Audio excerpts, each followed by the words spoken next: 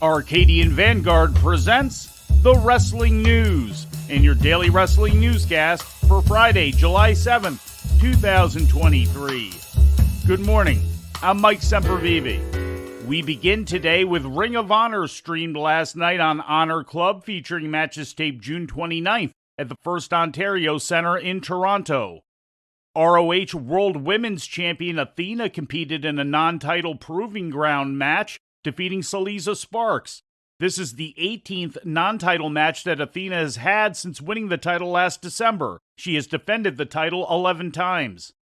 In a $25,000 six-man mayhem match, Brian Cage emerged victorious over Josh Woods, Dalton Castle, Trent Seven, Shane Taylor, and Willie Mack. In two six-man tag team encounters, Layla Hirsch and the Kingdom bested the Infantry and Trish Adora, and the Righteous and Stu Grayson went over McCray Martin, Rip Impact, and Zach Patterson. Also on the card, Mark Briscoe was the winner of a three-way match also involving Tony Nese and J.D. Drake. In other results, Diamante pinned Vanessa Craven, Big Bill and Lee Moriarty beat the Boys, Gates of Agony went over Action Andretti and Darius Martin, Daniel Garcia beat Christopher Daniels, and Commander defeated El Gringo Loco. In All Elite Wrestling news, Colt Cabana is back with AEW in a training capacity, according to a new report from Fightful Select. Cabana was reportedly back working backstage at this week's Dynamite tapings in Edmonton as a producer and a coach. Fightful sources indicated that he would be around more often, although it is not known whether his position is temporary or permanent. Cabana's last on-air wrestling appearance occurred in November of last year. He has been largely absent from AEW since being caught in the middle of the CM Punk Elite backstage conflict in which Punk had been accused of trying to have Cabana fired. Punk has denied those accusations. In ratings news, NXT drew the smallest total audience to the USA Network in the history of the show, with 508,000 viewers tuning into last Tuesday's episode according to WrestleNomics. That's down close to 20% from last week's audience of 622,000. The rating in the key 18 to 49-year-old demographic also experienced a drop of nearly 25%, going from 0.17 last week to 0.13 this week, representing a key demo viewership of 166,000. Also last night, Impact Wrestling aired on Access TV, featuring matches taped June 23rd and 24th at Center Stage in Atlanta. In the main event, Nick Aldis teamed with Leo Rush to defeat the Motor City Machine Guns. Also on the show, PCO beat the Good Hands in a handicap match.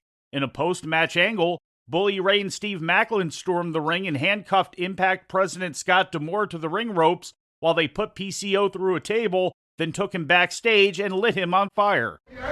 He ain't dead yet. Look, he's still moving. Inside out. Look, From he's the still inside moving. out. Look, he's still moving.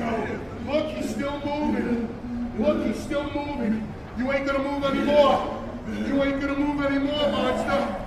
PCO, burn in hell. Burn! Burn!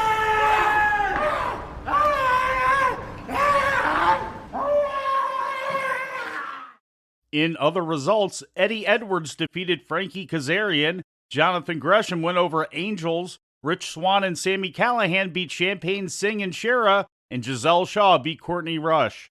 And before we leave you today, we'd like to remind you that however you consume your content, you can find the wrestling news 24 hours a day and 7 days a week across social media.